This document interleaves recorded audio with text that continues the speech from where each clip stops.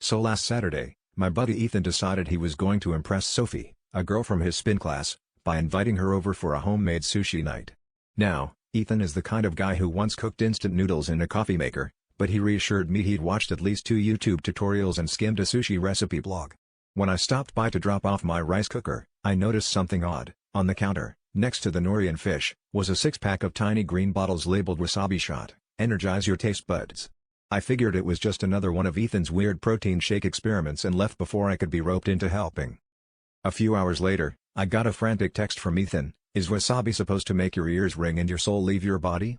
Apparently, Sophie had arrived, and the sushi assembly line was going well, right up until Ethan, in an effort to kick things up a notch, handed her one of the green bottles and declared, "This is the traditional sushi energy drink.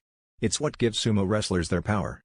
Sophie, either very polite or very brave, downed the entire thing in one gulp.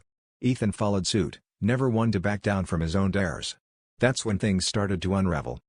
According to Ethan, the next 30 seconds were a blur of coughing, desperate gasps for milk, and what he describes as seeing my ancestors shaking their heads in disappointment.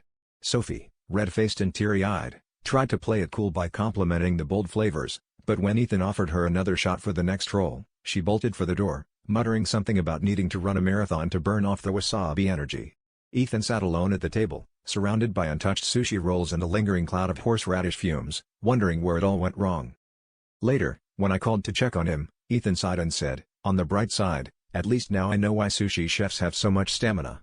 And why their dates never come back for seconds."